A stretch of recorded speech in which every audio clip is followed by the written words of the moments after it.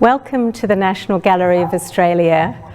Thank you for joining us on the occasion of this special In Conversation live stream to coincide with the Geoffrey Smart exhibition. I'm here at the National Gallery with my colleague Rebecca Edwards. My name is Deborah Hart and we are the co-curators of the exhibition.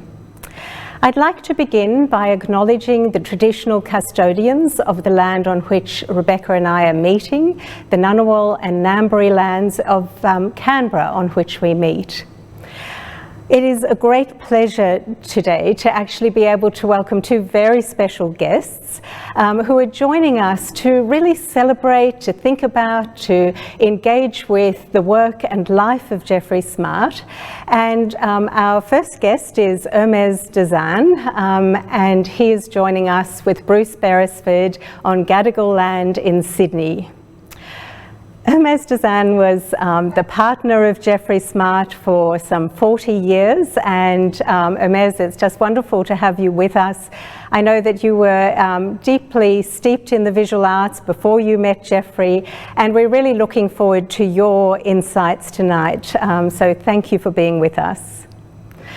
I'd also like to welcome Bruce Beresford, the renowned film director, the winner of Academy Awards for Driving Miss Daisy, who's brought us such wonderful films over the years as Breaker Morant, and I think it's about 30 films, Bruce, that you've directed. Bruce is in his splendid red jacket, and we're really delighted to welcome you here tonight as well. Now, this conversation is supported by our wonderful American friends of the National Gallery of Australia, and their mission is to foster the visual arts and cultural exchanges between the United States and Australia, creating closer ties between our two countries. The current president of our American friends is Michael Marr, who's a documentary filmmaker, author and producer with 25 years experience as a foreign correspondent. And in 2005, he travelled to Italy and interviewed Geoffrey in Tuscany for the ABC in what transpired to be one of his final interviews. So, you know, tonight's conversation is something that he's been very passionate about, he's been very supportive of, and he's really been instrumental in the development of this live stream conversation today. So we'll now cross to Michael, who joins us with a message from New York. Hello from New York, everyone. My name is Michael Marr, and I'm the president of the American Friends of the National Gallery.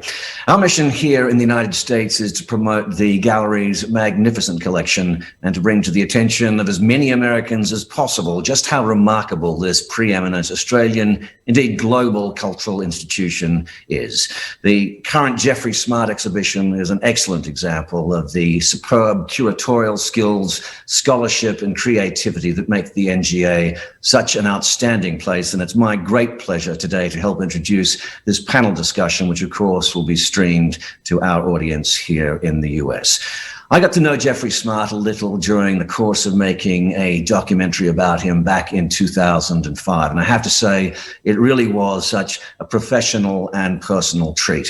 Geoffrey was 84 at the time we were filming, but still possessed of an intoxicating exuberance for painting, for music, for literature, for travel, and of course for wine, food, and good conversation. Dining with Geoffrey and his partner Hermes in the loggia of their beautiful home in Tuscany was a great experience and must have been akin to what the round table lunches at the Algonquin Hotel in New York in the 1920s would have been like. I'm sure Dorothy Parker would have approved. The rapier-like banter was relentless. The guests might include Germaine Greer, Bruce Beresford, or Barry Humphries, and no quarter was given to those who weren't familiar with a particular line from a T.S. Eliot poem or an aria in Wagner's Ring Cycle. I, of course, was guilty on both accounts, but thankfully was quickly forgiven and spent many captivating hours filming Geoffrey at the easel in his studio, sketching from his car as he drove through the light industrial areas surrounding Arezzo, which he referred to as his happy hunting grounds, and walking through the beautiful gardens that Hermes nurtured over so many years, trailed by their much-loved pug dogs. Some artists find being filmed an intrusion, not so Geoffrey Smart. Here was an artist approaching the end of a remarkable life, And it was clear he had a generous desire to share the story of his creative journey with us all. Many people like me had the pleasure of making Geoffrey's acquaintance over his long life, but the two people on our panel today, Hermes De Zan and Bruce Beresford, were at the very heart of Geoffrey's inner circle. They knew him intimately. They were his partner and his dear friend. I think all of us have a fascination to know more about the lives of the artists whose work moves us, to help us better understand what compels them to embark upon their creative journeys, and perhaps more importantly, what it is about them that enables them to sustain that often fraught journey. The novelist Graham Greene famously said of his creative journey that writing is a form of therapy. Sometimes I wonder how all those who do not write, compose, or paint, Greene said, can manage to escape the madness, melancholia, the panic and fear which is inherent in a human situation. Well, Geoffrey Smart, of course, was famously enigmatic when it came to talking about his work. So I think we are truly fortunate indeed today to have Hermes and Bruce, who have so kindly agreed to share some of their recollections and insights into the crowded life of this major artist whose work the National Gallery is now celebrating. Thanks so much for that, Michael. And again, thank you so much for your support of tonight's live conversation. Now, if you are watching this live stream, we will be having questions at the end. And if you have any questions for either of our speakers throughout tonight's talk, then please use the Slido link on the events page or the Facebook chat function on your Facebook, and we'll get to those at the end. But let's get straight into it. And Bruce, I'm actually going to start with you because you've known Geoffrey for a very long time, but you actually knew him first. So I'd be really interested to hear a bit about your first encounters with Geoffrey. You met both as quite young men. So if you could maybe take us through the first time you met Geoffrey and the circumstances and kind of your history in those early years. Did you get that? No, I didn't get it at all. Can't hear it. How did you meet Geoffrey? How did I meet Geoffrey? Tell us about how you met Geoffrey. I heard that. Well, Geoffrey was actually the art master at my school in Sydney. And I met him because I wasn't actually in the art class, but I had a friend who was. And I noticed that I used to go there to meet my friend, and Geoffrey was always, I noticed he was very good relationship with the students. He explained everything very clearly. He was quite unlike the other teachers at the school. He was very much sort of on the same level as the boys. I don't mean that it was infantile. I mean, he treated them with respect, and he answered their questions, and he would go into detail. Now, although I met him there over a couple of years, we were never really friends, of course. It was impossible. But then I met him later. I was working for the ABC, and I was an assistant cameraman, which meant I had to carry all the heavy equipment. But I was very young and very strong in those days. And we were sent to a gallery in Sydney. There was a big exhibition on. I didn't even know what it was. And when I got there, I was astonished. It was Geoffrey Smart. There were all these wonderful paintings of things I'd never seen painted before. The images that I didn't know people even painted, because he painted the modern world. He painted modern buildings and signs and all sorts of things that I never thought of as subjects for art. But he did, and he made them into great art. And I was very excited by that. And he remembered me from school. He said, "Oh, Beresford, the boy who's interested in films." And I said, "Yes, that's me." And then a few years after that, I was off to London. I think I graduated from university, and Geoffrey was on the same boat. And we spent the whole of that 6-week trip to Italy, chatting, talking, and I heard Geoffrey had so many wonderful stories, not just about painting and painters, but about people. And we became friends, and remained friends until Jeffrey died. And I spent, with my wife and I, we used to go and stay with Jeffrey a lot in Arezzo, and it was always exciting. It was always exciting there to hear him talking about art. He made me really understand the values of composition, of colour, of detail. I mean, he was tremendously knowledgeable. And then to see him working himself, you realise that I used to sit in his studio as he painted, and every time it was tremendously excited. I was tremendously excited. I thought, I mean, this is a great artist. It was amazing to see him put these works together, an enormous amount of detail and a lot of study and a lot of skill went into it. Thank you. Thank you, Bruce. That's wonderful, you know, and you've already introduced us to this idea of Italy, you know, and it's something we really thought about obviously in the exhibition, which starts with a little group of self-portraits. And we do have one, and Hermes, I'm really eternally indebted to you for that wonderful self-portrait Procida, 1951, that Jeffrey painted not long after he got back from Italy, from his first trip before he went back on the boat with Bruce.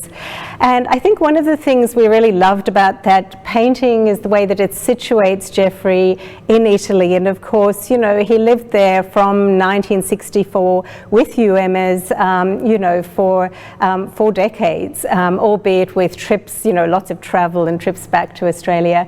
But I wonder if we could start with you, Hermes, and then maybe move to Bruce to think about what it was about Italy that really appealed to Jeffrey. Well, Deborah, I think to put the record straight, Jeffrey always remembered going to Italy when he was 4 years old, when his father did the Grand Tour. Yes. And the thing he remembered most was Venice and the Italian food. That really sold him on Italy. But to get back to the time he spent in Ischia, I think it was just the incredible lifestyle there, and you know, the forms. You just have to look at the architecture in Italy. You know, it wasn't outer suburbia London transformed. It was Mediterranean, and it was, you know, the purity of the architecture. I remember he said to me once, I love Italy because it's a very modern country. And I hadn't really thought of that. You know, I'd always thought of Renaissance Italy and the Roman Italy and all that sort of thing. But when Jeffrey said that, I realized he was right. It was the modern buildings, the architecture, the sign, so much of the contemporary Italian lifestyle, the look of contemporary Italy, that he found very exciting. Yeah. And also the contrast of the old with the upcoming new of the apartment blocks. But he loved, I mean, he painted Italian factories and advertisements. I mean, he was fascinated by them. And I always thought that was great because, as I said before, it was a sort of, you know, he had a genre, he had a style of painting that other people didn't have. He saw the world in a different way, which I think is something all great artists do. I mean, look at the fence there with the Gioconda, the corrugated Gioconda. I mean, the whole concept of it is so brilliant. And with that modern building in the background, I mean, it's so extraordinarily clever. You think, how does someone think of that? And then have the technical skill to be able to paint. That's the important thing. It certainly is. I mean, he was so well trained that he could just bring it off. Yeah, no, that's so interesting. It's wonderful having that technical skill without being a photographer, because the paintings, they're not really the paintings of someone. They don't look like photographs, and which a lot of painters who have a technical skill do end up making paintings that look like photographs. But Geoffrey's never did. Yeah, I think that's right. And it is partly about what he leaves out as much as what he puts in, and that, you know, incredible stillness that comes through in this modern environment, you know, and it's interesting that at the same time he was so fascinated by the history of art and De Chirico and going back further, Piero della Francesca, but at the same time he's really bringing it, his way of working, as you say, very much into the modern world. So over to you. Well, we might now... Knowledge of the history of art was staggering. Phenomenal. Yes. And also interest in ancient civilization and the trips to Greece and to Egypt. Actually, he was a very well-informed man in a huge variety of subjects. Also, music, Yeah. philosophy, poetry. Poetry. Yes. Poetry was his second love. Well, we might now turn to you, Hermes. You know, we've sort of set up how Bruce and Geoffrey, you know, met and came to know each other. But of course, you met, you know, Geoffrey in Italy. We're talking about, you know, Italy at the moment. You know, met many years later in Italy. So I wonder if you could talk through, you know, that first encounter. But also, you know, I think it is really interesting and important that, of course, you were so grounded in art training as well. Many people won't know that you did train as an artist. And for the two of you, that's such a connecting factor, that mutual love of art and culture, and in a way it really, I guess, brought you together. So could you perhaps tell the audience a bit about how the two of you, you know, met and you know, came to be together? Well, how I met Yes. Geoffrey. I met Geoffrey very briefly when I'd taken up a scholarship to go to Yale and dropped off in Rome, just, you know, briefly.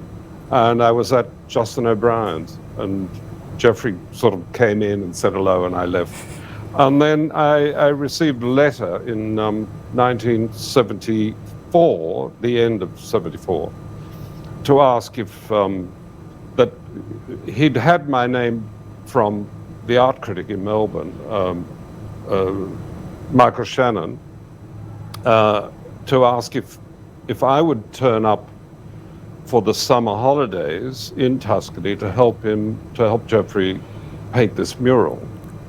And of course, then we had the oil crisis and the commission fell through, but Geoffrey said, come anyway, because there's an empty studio here. And I went and and that was that.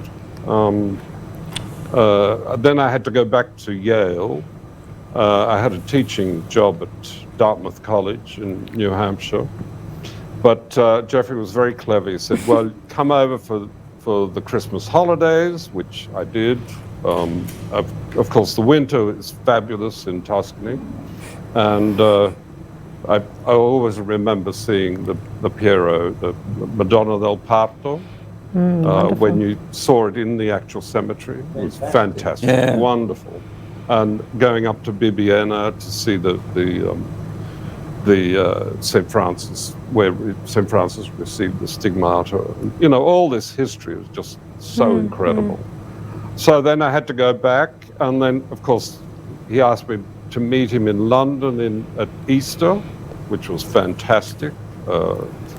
Opera, the St. Matthew Passion with Janet Baker, you know, the whole lot. And then came back permanently after the year finished. And I remember I went through Washington when the big bicentenary was going on. And then never looked back. And Geoffrey met me at Savona because I was on a Yugoslav transport ship. Geoffrey said, "Oh, you have to get a cargo ship to bring all your fans and tea sets." So that was the only way to get them. Very Adelaide, I think. Oh, well, that's wonderful. And so, you know, it's so interesting thinking about the place that you had in Tuscany, you know, Posticcia Nuova, such an amazing house and studio. It would be good to tell us a little bit about the house and the studio that Geoffrey worked in, but also both of your memories of the place and the friends who gathered there. So, you know, it'd be lovely to hear your reminiscences of what Posticcia Nuova was like. This could go on. Very briefly, Posticcia Nuova was a farmhouse that when Geoffrey moved in, it didn't have running water. It had no electricity. It was And pretty. the ground floor was used to store cattle, wasn't it? The cattle lived downstairs.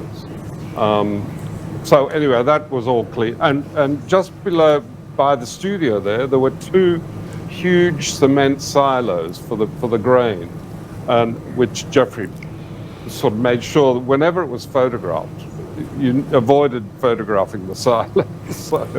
But Geoffrey just really renovated the place beautifully and kept it all, you know, looking natural. We'd have, when we finally got the place habitable, of course a lot of people would turn up, but there was a lot of work. It was. I was always impressed. One of the things that most impressed me about Geoffrey was his industry. He painted every day, didn't he? Every day. He painted in that studio from early in the morning until 6 at night, and nothing would stop him. You could. I remember calling him once from the railway station at Arezzo and said, "Geoffrey, I've arrived. Can you come and pick me up?" And he said, "No, I'm painting." Get a taxi. Get a taxi. He wouldn't. Nothing would get him away. I mean, there's a lot of work, to put it mildly, in those paintings. Yeah. But the fact that he worked so hard and was so focused made a huge impression on me, and I realised how this was what I had to do with my life. I realised that I had to work like that. That you really had to divide your life up. I mean, there's work and there's friends and conviviality. And once Geoffrey finished in the day, people would come for dinner, and it was always wonderful. There were people there. It was amusing people from all over the world. Geoffrey made a lot of friends, and no wonder, because he had the most attractive and outgoing personality, and was knowledgeable without ever over-dominating the conversation. He let other people talk and express their views, and he was really an immensely kind man. Very generous.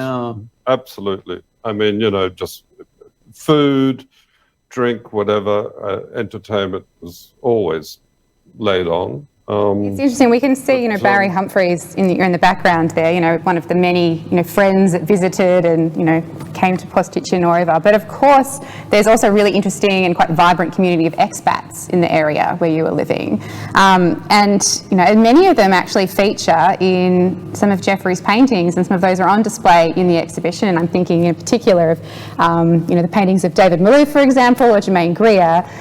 So could you perhaps talk to us a little bit about those works and how they came about? I assume, you know, perhaps the actual sort of circumstances around their making would have been, you know, full of, you know, dinners and, you know, conversation as well as the actual sittings themselves. Well, I think the paintings he put of actual people, he really needed an excuse to have a figure in a painting, and then would decide to put a person in. Like, he wanted a figure on that wall with Germaine, sitting down with Germaine. It was amazing how I thought some of those portraits were so fascinating. I mean, the one of Margaret Olley, I remember when they went to Paris, and he did paint her in the Louvre, but he painted her in a room that was being redecorated. And she's quite a small figure, but it's a very, very telling likeness. And I thought that was interesting, placing her in that. And the one of Clive James, where he's way in the distance. But when you look up very close, he has got not just a likeness, but he's got Clive's character. He's got Clive's intensity and also Clive's humour in a tiny little picture. I thought that was quite amazing. Yeah, no, and I think the preciseness, as you say, Bruce, with which that portrait is painted, even though he'd done these bigger studies beforehand, and you know, also in that portrait of Germaine Greer is very, very finely painted and contained. You know, it's such an interesting way that he's done that with the vibrant colour on either side and that graffiti of the R, which seems to express something of, you know, the other side of Germaine's personality, which was, you know, kind of so outgoing and, you know, she had so much to say. But, you know, the portrait itself is painted really with a great sense of containment, so, and with a great likeness. I remember asking Jeffrey if the big R meant rat bat. He said no. He said, no, absolutely not. I don't think she's a rat bat. Good. I think, you know, you've touched on something which we thought a lot about in the exhibition, which is that Jeffrey really, especially as time went on, he didn't like to tell stories about his work. You know, he liked to leave things open-ended. And, you know, so like with that question of the R, you know, there's this sense that he, you know, and it's interesting, I guess, from a filmic point of view or a theatrical point of view, that he sets the stage and gives us the props, but it's like we have to bring ourselves to the painting. And I think that was a very clever strategy, because, you know, you don't shut it down too quickly. It opens it up for interpretation. Would you agree with that? Well, I think all great art leaves it open so that you bring your own interpretation into it. Yeah. And I think that's specifically with Jeffrey. What is the figure doing there? It's not there just for balance or for proportion. I think it's also sets a mood. Absolutely. So that even the portrait of Germaine, even though, you know, the primary colours, he's playing with the sort of abstract qualities of the painting, but it's all a very, very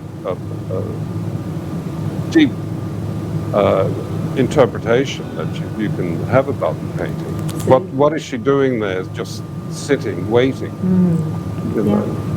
And is she there to counter the primary red and yellow and blue? I think it's an incredible composition. Of course, that's what's so exciting too about his pictures, that you never really get tired of looking at them.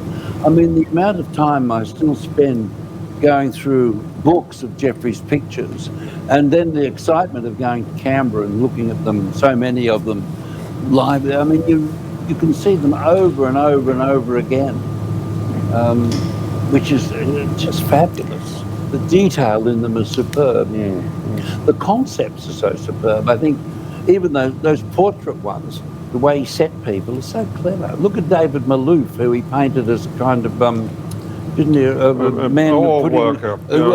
Yes, a worker at an airport. Well, interesting actually, maybe looping back to that portrait of David Malouf, because I mean you'll be quite familiar with this one, Hermes, because you were in fact the model in the original study for the painting.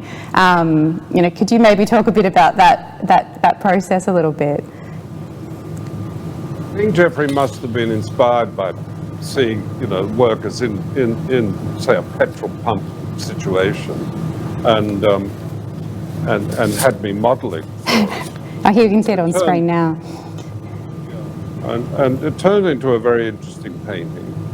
And then he thought, no, I can use that and expand it. He wanted to expand the actual composition away from being a vertical composition to a more square. And that's when we decided to put David Malouf's profile in. I don't think David ever modelled in the. Or in that setting, I assume. I did all of that. I think he said, you know, he was very surprised to see himself turn up in that garb, including those wonderful blue shoes. And but you know, again, the interesting cleverness of the concept, which you know you see when you spend time with the work of David. Said it was almost like the little thought bubbles coming out of his head on the building, which and on the building is the word video. And of course, you know, David had just won an award for his wonderful novel An Imaginary Life that referred to Ovid. So you know, it's like these two worlds meeting. And David said how much he felt that he had entered Geoffrey's world, which I thought was great. And he's almost like he's channeling inspiration through that extraordinary pipe, you know, that's coming out at us. So, you know, again, very, very interesting and clever ideas. And I mean, Geoffrey later, he did paint. It also, No, go, Bruce. I was going to say, it conveys also to me the sort of preciseness of David Malone and the intellectual quality that he has. Yes. So strikingly, even though he's done as a workman in overalls. Oh, yeah. But I mean, it's the drapery of the overalls and everything. It's the whole concept is just brilliant, and it does work in a much more interesting way than in the early one, The Study of Me, which was a vertical composition. So you can see why Geoffrey had to expand it. But if you look at his studies for almost anything, it's interesting the development that goes through them. The sketches. Yes, the sketches. And developing and also doing the oil study. And actually, Hermes, I know that when we spoke previously, you know, that wonderful later portrait of yours in the exhibition, the two-up game. I mean, you've said that this is one that you feel is really the one true portrait that Geoffrey did, even though we do have the image of North Sydney with the wonderful red socks that you're wearing. But can you talk to us about the contrast of that early work and then the later one, which I know you love? The red socks. I mean, Geoffrey had seen the landscape and the building and the traffic lights, and needed a figure to really work with the green lawn. And we got a whole lot of mattresses and things, and I posed in Tuscany in that situation. weeks for Geoffrey to do that portrait. But it's not really what you'd say is a portrait.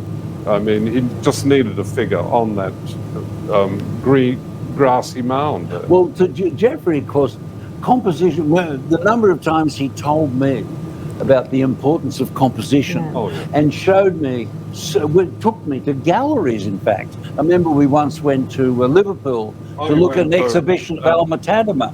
And he said, look at the way he's composed this, look at the way he's composed that, look where he's placed the hand there instead of there. And he was so aware of every nuance of the composition. And his own compositions were so meticulously worked out. Makes me angry when I look at so many painters where... Well, he loved Alma Tadema's bravura. When you see the two women in Capri at Tiberius's villa, looking down, and you almost feel vertigo because right down there's the scene with the trimarines. You know, it's incredible to be able to bring off that perspective. Yes, you just need the skill to do that. That exhibition was fantastic, and I don't think it ever went anywhere. It was only in Liverpool. And I missed it because I had to look after the pugs and the farm. Well, I went up with Geoffrey by train. We had a great time.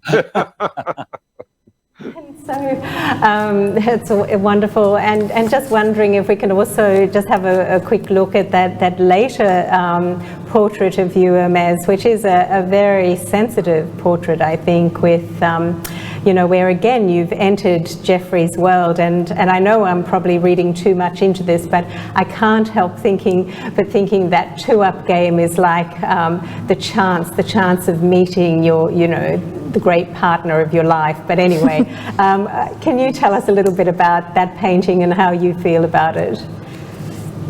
Well, I think he really arrived at the point where he did want to do a portrait of me, and just was sketching away. The containers, he actually went to Genoa and stayed with a dear friend of ours, and would go down to the docks and sketch.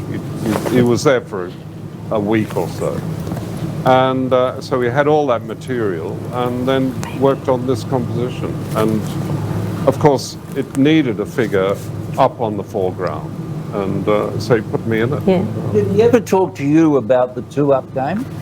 Because that's not an Italian game. No. It's something during the war in Australia. Yes. Yeah. Did he ever mention why he put that? No. It's fascinating. Yeah. And actually, you know, there's another work in the exhibition which I must admit I was quite struck, Bruce, when you came to see the show. It's a work called The Construction Fence, and it's a very dramatic work. You know, it's really, it contrasts to the first room where it's so tonal, and then you get to this vibrant colour. But the girl running, can you tell us a little bit about who that is and your response to that painting when you saw it? The girl running was my daughter Cordelia when she was about 10, I think, or 11. And Jeffrey actually called me from Arezzo. I was in Sydney. And he said, I need a girl running, and I need to capture her in motion, which he said is very hard for me to do. I need a photograph that does it. So I called Don McAlpine, the great cameraman who photographed Ray Morant, and I said, can you come over with a stills camera, and I'm going to get Cordelia to run along the fence. And we took hundreds of photographs of her running, and then we posted them to Jeffrey, because this was before the internet. And then he did that picture, which actually, too, is a very, very good likeness of Cordelia, quite amazingly. Amazingly accurate. I might actually look back to, you know, Jeffrey's process, because I mean, we've talked a bit about these images that he constructed, but of course Jeffrey also, you know, travelled out into the world around him and was just struck by the things he saw around him like magic. And I've actually got a quote from him that I think is, you know, really beautiful and sums this up. But he said, "Suddenly I will see something that seizes me, a shape, a combination of shapes, a play of light or shadows, and I send up a prayer because I know I've seen a picture." You know, and so many of the paintings, you know, some of his best paintings have really quite surprising stories around them in terms of how he kind of came across them in the real world. And this, I think, is a really great example. I thought perhaps, you know, Hermes, could you maybe talk to this painting a bit more? It is a great story. The oil drums, we were driving to Pisa Airport to go to London. I think it was the trip we then flew to Egypt or to Israel, I'm not sure. But as we're driving along, there's a long area where you have factories and all of that sort of stuff. And Jeffrey saw the heap of oil drums and said, "Oh, I'll have to come back." Because it was on the highway and you couldn't stop. "I'll have to come back when we're back. I think I've got a picture there." And which he did. And it was fantastic. Of course, you know, he tried parking, but then went to the actual factory and started sketching, and he was ticked off by the watchman who thought he was one of these ecological sort of painters. And then when he said, "No, I want to do a painting," he thought he was mad. You know. But when he had the painting done, I think the idea of putting the man with playing the trumpet, I think, was absolutely incredible to do that, because it just gives the painting an edge. Yeah. You know, why is the man rehearsing his trumpet with a background of tin? Well, I mean, it's an interesting point, isn't it? You know, that Geoffrey would come across scenes in the real world that most people would just overlook completely, but instead he sees them and sees the beauty in them and chooses to paint them. And the other work I'm thinking of in that sense is the plastic tube, which again, is just sort of plastic tubes, but they're quite beautiful and they're very airy. They're like a drawing in the sky. But again, this kind of comes from quite a mundane and sort of entertaining place in a way. I think I'll let you explain it, but. Plastic tubes, where there was quite a bit of construction and renovation going on, and you'd have to go to these builders' yards where they had, huge deposits of plastic tubes and everything, and trying to unwind these plastic tubes, always a big deal. And I think that's what inspired Geoffrey. And of course, it's another one of his perspective paintings, which is so brilliant. You link just the technical skill involved in creating that perspective is absolutely amazing. But there's something then so airy and quite magical about it, when in fact, it's just an object from the hardware store. He imbues something that's really straightforward, effectively bought at, Bunnings, really, into something that is quite magical, moving in the air. Yeah, I think that's right. And it's something that, we thought about a lot with the show, this confluence of the mundane and the metaphysical, and, the way that pipe is also gives us the sense of infinity, and it's something that you really feel again when you look at that extraordinary, I think his last major painting, the Labyrinth, where you have the sense of that maze without end, that takes us somewhere and makes us think. So, I think one of the other things I was struck by, and I should acknowledge that Bruce wrote a wonderful piece in the catalogue, and thank you for that. And you did mention Geoffrey's interest in literature, and, he was somebody who read very widely and deeply. I think you mentioned Trollope, for example, and how Geoffrey had this great memory for literature and poetry. I was always terribly jealous of that. My memory, I guess I'm just not very smart. he read so much. T.S. Eliot. He could quote, he could go do it all off by heart. He knew the whole of four quartets. It was just quite incredible. He was very widely read. He read a lot of biographies, didn't he? He loved biographies. He loved biographies. I remember when he was very sick and he was very old, and he had that Russian nurse there. Remember her? Olga. And he was sitting up in bed reading this enormous biography of Catherine the Great. And I thought, he's never going to get through that. It's really sad. It was sad. It really upset me. And then I looked across on the wall opposite him. He'd pinned up that wonderful painting by Piero della Francesca. The Flat Flesh. Yes, it was. That was. Upsets me just to think about it now.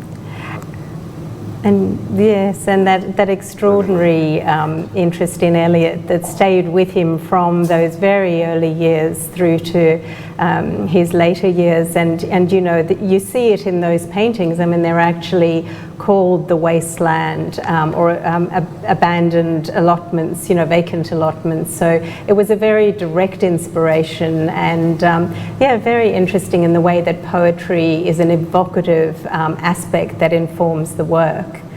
And the other great interest in Geoffrey's life was music, of course. And we are actually nearing the end of our conversation, which seems like we only started about 5 minutes ago. But I thought perhaps as a last question, perhaps we could talk a bit more about the importance of music to Geoffrey, who's a great fan of the composer Richard Wagner, of course, as you are as well, Hermes. I'm not sure about you, Bruce. Perhaps you can tell us a bit more about that. But hates Wagner. He hates him. I wouldn't go quite that far, but I didn't share Geoffrey's or Hermes' immense passion for Wagner. I was supposed to do a documentary about Wagner once, and it never really came off. The librettos are ludicrous. No. They're not. No, they're not. They're universal. They're universal, incredible sort of. But I've just been to a lecture on Wagner this morning, and just everything, the nuance of the light motifs, everything about Bach is just extraordinary. And he just completely revolutionized the opera.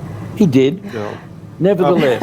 What do you think was the appeal for Geoffrey, though? I mean, and you've got to imagine, when I was there the first summer, we would have Rai 3, which was the ABC of Italy, would have direct broadcast of Bayreuth, and we would have the evening where you would just play it in the loggia, and then you would have an hour for your meal, and then you'd play the rest. And of an evening in Tuscany, that was absolute magic to hear the direct broadcast from Bayreuth. Yes, he was. Of course, he liked he liked Mozart. Yeah, there was a lot. He liked Richard Strauss. Yes, he did Richard Strauss. Well, but I'm with him on that one. Yeah. He didn't really. He wasn't so keen on Rossini and a lot of the light Italian bel canto operas. Yeah. But we saw a lot of second-rate productions of that sort of thing. Whereas in Bayreuth we had the. But of course, opera only works when they're first-rate production. Exactly. Otherwise, it just collapses. Well, you know all about that, Bruce. And interesting to also think about what Geoffrey was listening to in the studio. He did love listening to music while he painted, didn't he? Yes, I remember that time I was in the studio and he had playing the music, and he said, "Bruce, why aren't they playing more Delius? I want more Delius." He said, "Can you go and call the station and ask them for more Delius?" And I said, "But Geoffrey, apart from anything else, I don't speak Italian. They'll never know what I'm talking about." And I said, "Would these Italians ever have heard of Delius?" Well, probably not. They played a lot of Respighi and all those sort of 20s, between the wars Italian, Castelnuovo Tedesco. Well, he's a wonderful composer. Oh, really? Yes, he is. And so is Respighi. Respighi, I agree. Well, this is a very lively conversation. Very enlightening. Music, and I'm sure Geoffrey wishes he was here joining in, because he loved repartee and had such a great sense of humor, and as you were saying earlier, such a rich kind of array of interests from, obviously his deep connection with art and art history, poetry, music, architecture, and his love of architecture that started very early on and that you can see in the paintings. But I think we are getting quite close to the end of this conversation, as Rebecca was saying, and we're now going to open up to some questions from our viewers who are watching this live. So we'll throw over some questions to you, if we may. So the first question. If people are watching us, it's not just the four of us.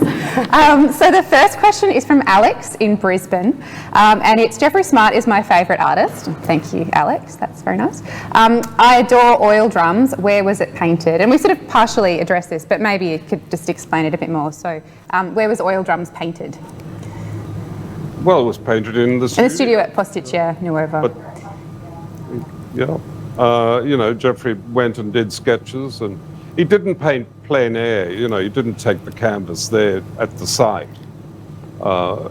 He would have done sketches and taken photographs, and then the whole thing would be done in the studio. Great, so the next question is from Mem, and she said, "Can you talk a little bit about distance and space between objects in the paintings?" That's from Mem. Well, which painting though?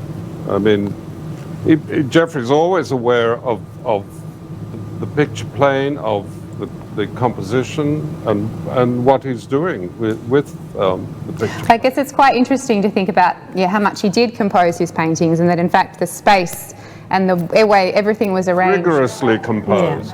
Yeah. Rigorously And composed. I think I learned a lot about composing scenes in films from my knowledge of Geoffrey's paintings and of talking to Geoffrey and hearing him talk so much about composition.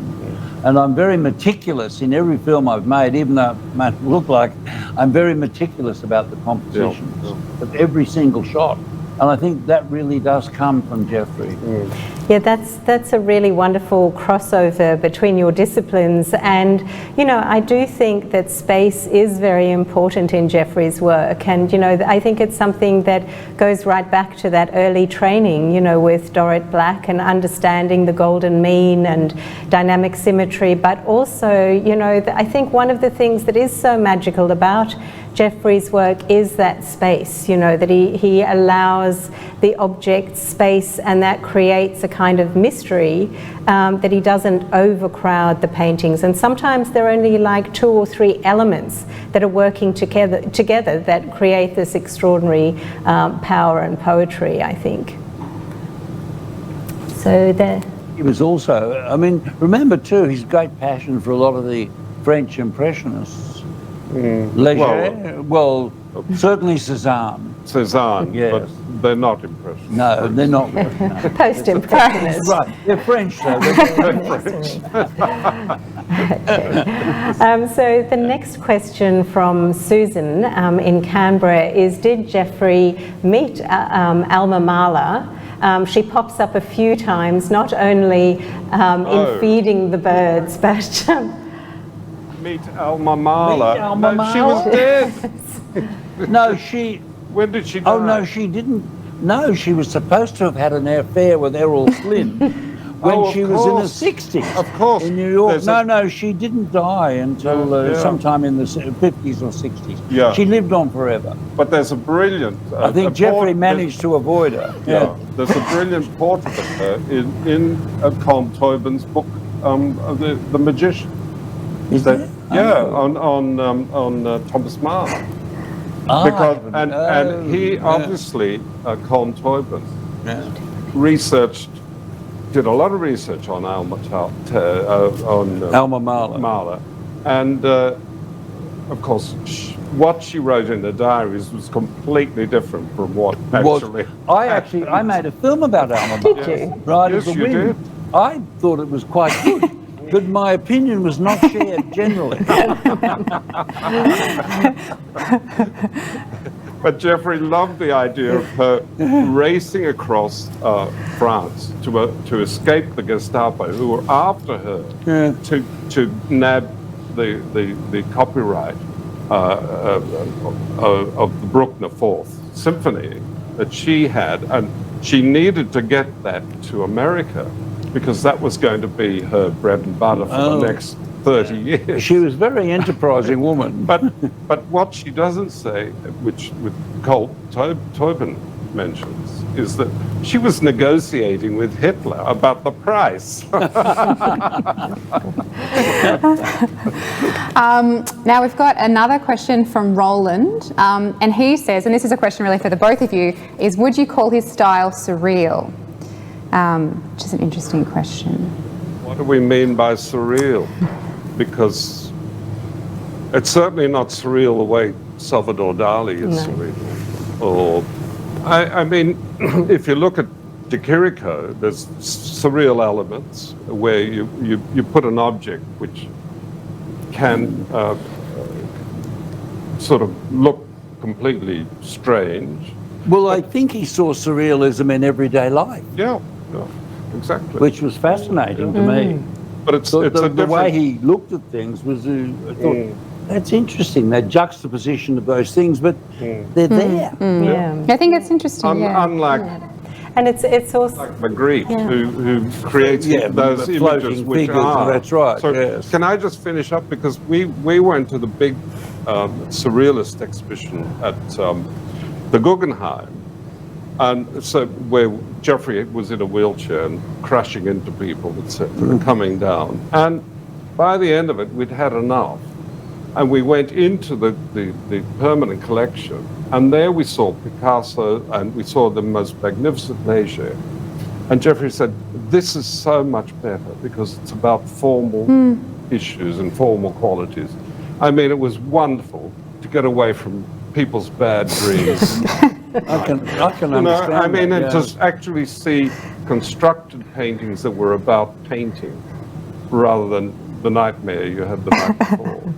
Well, I think it's interesting, returning back to what you were saying before, Bruce, about, there is something surreal about his paintings, but it's the way he's putting things together. And I think that is something, it's a really good observation, because so much of what he does is drawing out these things from the world around us and these objects, but it's the way that they're placed in these kind of uncanny relationships that make us sort of look and look again, that kind of takes them into this dreamlike space. So like you say, Hermes, they're not sort of from this nightmarish realm as per a Dali, but they still take on this sort of strange unseemliness, because they are from reality, but they're not quite as we expect.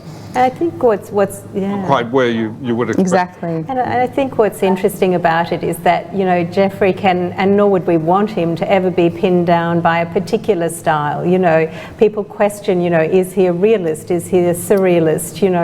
I think it's the combination of elements, but what he brought to it. And it's more probably a sense of the uncanny and the mysterious, rather than that Breton kind of inspired surrealism that you might have seen in that surrealist show. He certainly had an eye for the unusual. I remember asking him once about the painting with the men on stilts. Yes. Well, I said, how did you think of that? And he said, well, I didn't really think of it, I saw it. No. We've got another question. There's quite a few questions actually, from Pat this time. And this is a question about materiality, the materials that Geoffrey used. And he says his later paintings seemed to use more acrylic and often mixed, more acrylic paint, and often mixed with oils. What was it about acrylic or polymer paint that appealed to him? That might be a question for you, Hermes. Well, the acrylic phase ended more or less when I turned up. Geoffrey would paint a base layer in acrylic, and of course you can only use oil over acrylic, you can't do the reverse, and then he just gave up on acrylics and just used pure oils. Much better, because oil paint has a much more depth to it than acrylic. Acrylic ends up looking dry. I know he was very specific about where he got the paints from. And where he got the paint. We used to go into Florence. It was behind the Duomo, where the wonderful art shop, which had powdered paints, all in a row. It was fabulous. And then, of course, in the end, we had to have them sent, because you couldn't get a car anywhere near it, and they would send the material up. And we've got time for one last question for both of you, and this time it's from Mary. And she was wondering if either of you, well, both of you, had a favourite memory of Geoffrey. Big question. It's a big question. Well, mine's rather personal. Bruce, did you have a favourite memory? Well, I guess my favourite memory is probably a lot of memories of those wonderful nights, wonderful evenings in Arezzo, where we're all gathered around these fabulous meals, often cooked by you, and the conversation was so exhilarating. Often listening to Geoffrey's anecdotes, his views on art, I mean, it was never to be forgotten. Well, my memory was, one of the most beautiful was on a winter's day with the bright sun, and incredible blue skies. And we drove up to the cemetery where Geoffrey's buried and walked up the hill to the I know the Hawkwood's castle graveyard, and just the light and it was just breathtaking. Just everything was so perfect. Looking at the distant mountains with snow on them. It's a beautiful place. Yeah. Well, thank you both so very much for sharing with us, such a rich array of ideas, and it's such a beautiful note on which to end, thinking about Geoffrey and those wonderful memories. You know, I really do appreciate your time, as Rebecca does, and we've really enjoyed being in this conversation with you. So a very heartfelt thank you. And also to our live audience, thank you for participating tonight. Thank you for being with us. And finally, our appreciation to Michael Marr of the American Friends of the National Gallery for his great support of the programs that we do and these live stream events. Once again, Hermes and Bruce, thank you so much. Thank you. Thank you. Thank you.